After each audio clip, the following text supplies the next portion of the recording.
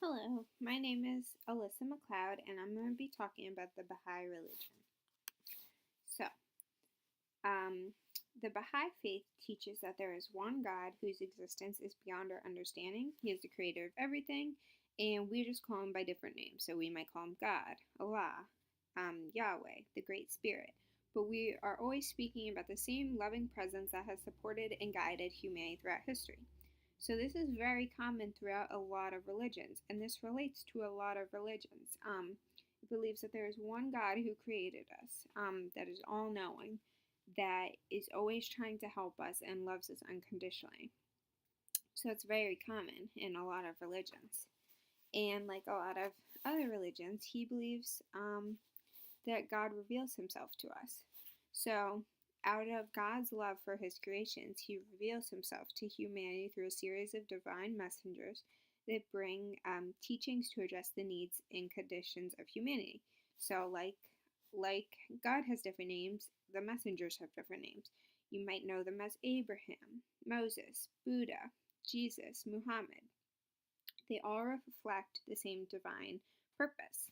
These messengers are all chief educators of mankind and assist to the progress materially and spiritually. They're all spreading the message, getting the religion out there, basically.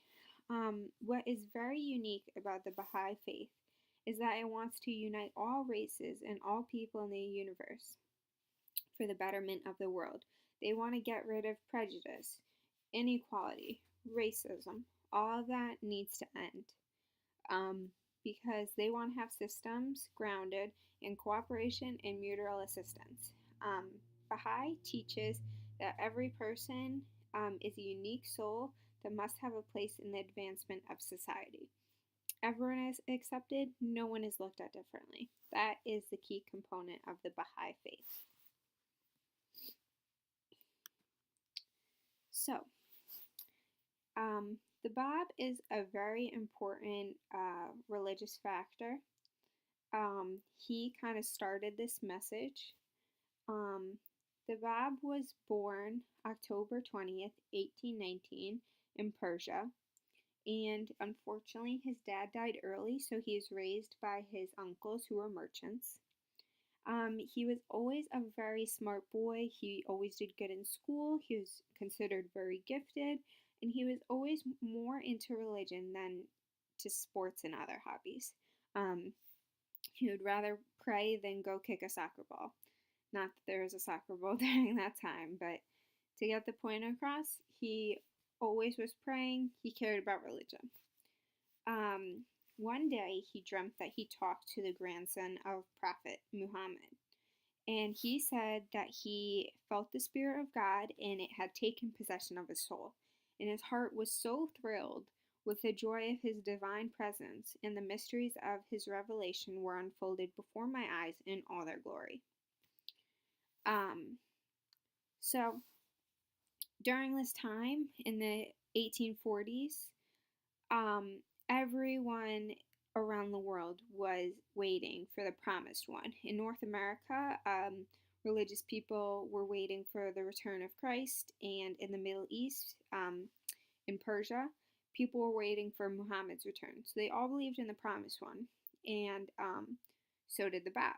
The Bab believed that there was going to be a promised one coming, but he didn't really believe that it was going to be Jesus or Muhammad. He thought it was going to be someone else who was going to come and spread this message of peace and unity.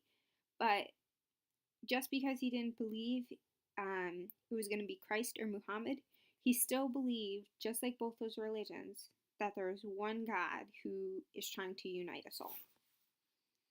And he didn't have a ton of followers, but he traveled to Mecca, one of the holiest cities, to spread his message. And unfortunately, he was rejected for the most part. His message was accepted by few, and some saw him as a divine messenger, but for the most part, he just angered people. And this created violent mobs in nearly every city of Persia, calling for brutal forms of torture against the Bab's followers. There was even talk of plans for killing 2 Baha'is each day. Really terrible stuff. It was not accepted though. And eventually the clergy of Persia turned against the Bab, and on July 9th, 1850, he was led through the streets of Persia with a long rope tied to an iron collar around his neck. He was led through the streets, and 750 rifles fired in unison, ending his life. So he died in such a terrible way, which is ironic since he was such a peaceful guy. He just believed in unity, he believed um, everyone was equal. His message wasn't that crazy. The only thing people didn't like was that he was different and that his message was different than their typical religion. Um, People didn't want this new thing. They didn't believe in him, and they killed him in a terrible way, which is so sad since he was such a peaceful man. But this is actually a photo of his shrine in Israel, and this is his final resting place. And people come here, and it's a very, very holy place for the Baha'i. So, the Baha'u'llah is who is considered the founder of the religion, and his life did not start in hardship. He was born in 1817, and he was born in a mansion, so he was well off. He had a good life.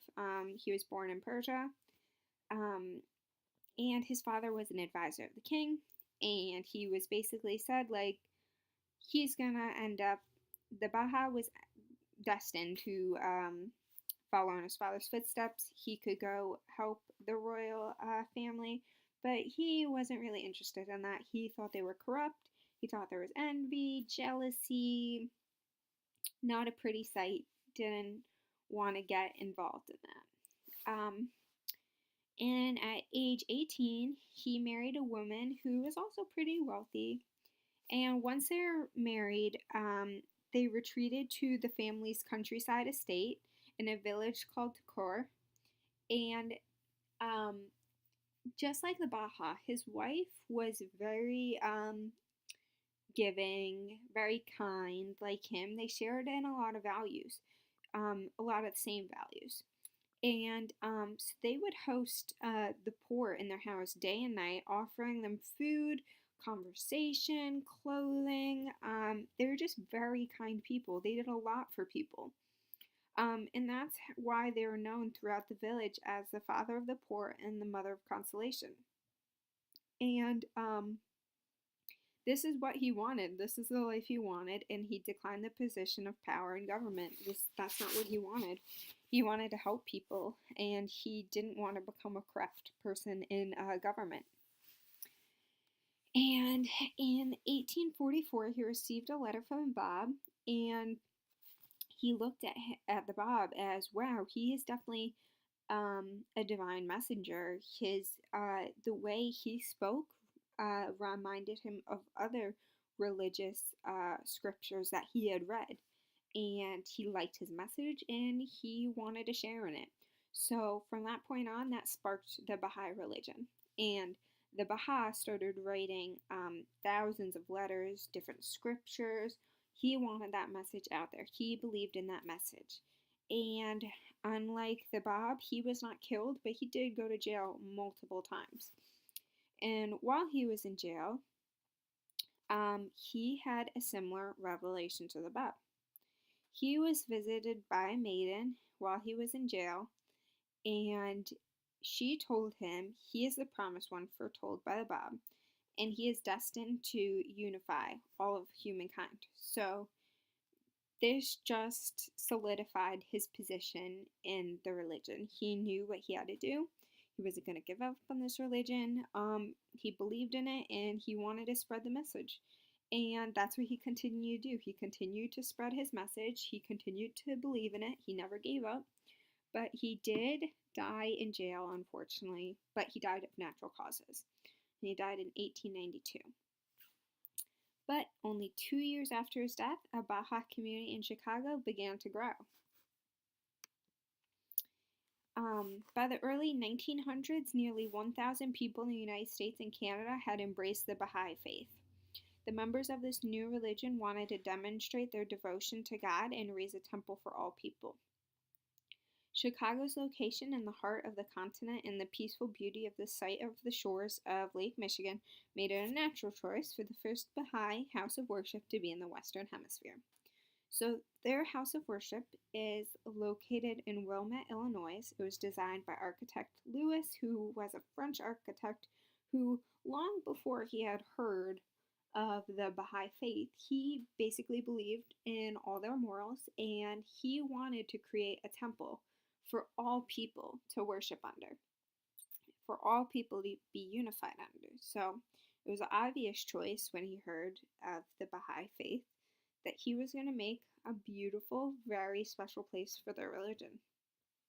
A religion that he then, of course, joined in since he believed in all those morals. It took 50 years and they worked through 2 world wars and the Great Depression, but they got it up and it's still up today.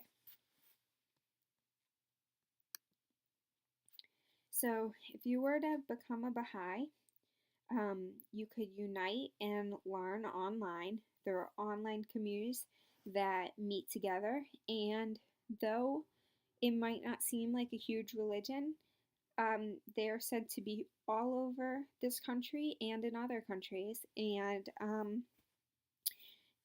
they encourage people to meet online and get in groups and meet together. Obviously, in Illinois is very popular, and people worship in their temple that they have built in Illinois.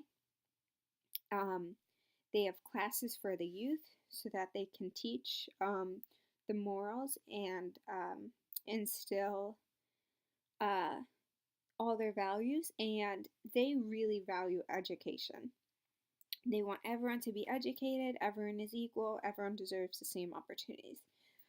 They really believe that human beings were not created to live alone, but to belong to communities.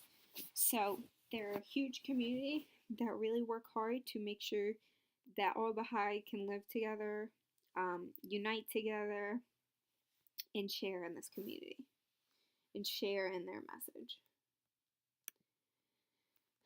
Lastly, I just want to go over the formative elements. So it's clear that they hold God sacred, just like a lot of other religions. They believe in God. They believe in the promised one. They believe God is all-knowing. They believe God is watching out for them. They believe that their duty is to unite all of humankind and to diminish all the evils of racism, prejudice, and just accept everyone, no matter what you look like, who you are, your status. Everyone should be treated equally. They have scriptures, which goes back to their symbolic stories. They have scriptures. They have readings that they do. They have the story of the Bab and the Baha, how the religion started, that they are teaching. And if you were going to go to their temple and go to one of their rituals, it's not really a ritual. They don't have a specific way of doing it. They don't go in and have a plan.